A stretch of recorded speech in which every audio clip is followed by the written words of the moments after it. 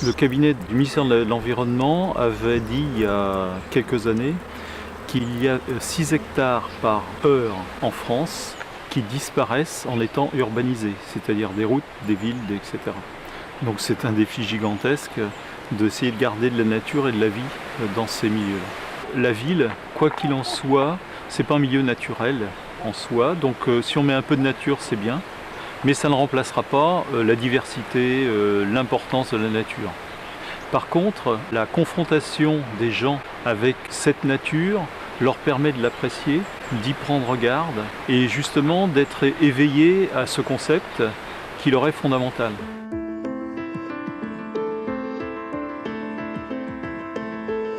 Alors la biodiversité en ville, c'est l'affaire de tout le monde. En fait, ça concerne absolument tout le monde.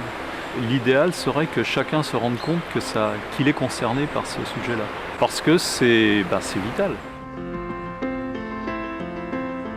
Ce qu'on a voulu faire, c'est un jardin de trottoir. Donc c'est à la fois de l'horticole et un petit peu, quand le sauvage est agréable, on le mêle, on le laisse.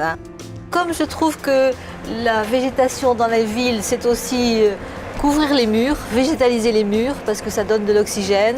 Nous avons mis une glycine qui va un petit peu couvrir ces murs blancs. C'est une plante qui est peut-être un peu grande, mais qu'on va domestiquer quand même et laisser dans des tailles à l'échelle de la maison. C'est dans tous les projets à long terme qu'on doit installer la nature, je dirais presque avant le bâtiment. Et surtout, ménager l'existant, que le citoyen peut intervenir en disant ce qu'il veut, ce qui est bon. D'une façon générale, on a tendance à voir l'aspect économique avant de voir l'aspect, on pourrait dire environnemental au sens large. Et l'ennui, c'est que l'économique, c'est de l'actuel, et l'environnement, c'est l'économie de demain. Et ça, on l'oublie toujours, c'est-à-dire on ne pense pas à l'économie de demain parce qu'elle est lointaine, et puis à la limite, ce ne seront pas les mêmes gens qui vont gérer ça, donc on en fait abstraction.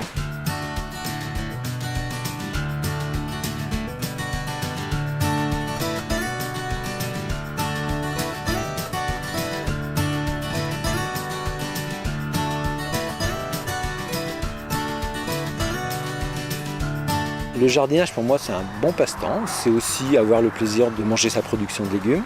Par contre, moi, je suis un passionné de nature. C'est une de mes motivations premières.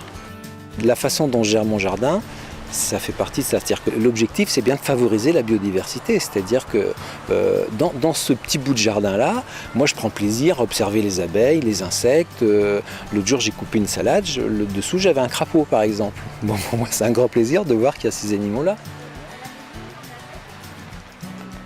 À Rennes, il y a une gestion différenciée des espaces et ça commence à être intégré, mais moi je me rends compte dans mon quartier, par exemple, il y a encore des gens qui rouspètent parce qu'il y a des herbes.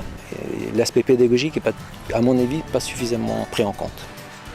Je suis peut-être assez pessimiste, je pense qu'au niveau des adultes, il y a peu d'espoir. Quand je parlais d'aspect pédagogique, je pense que le travail il est amené avec les enfants. C'est sur cette génération-là qu'il faut travailler.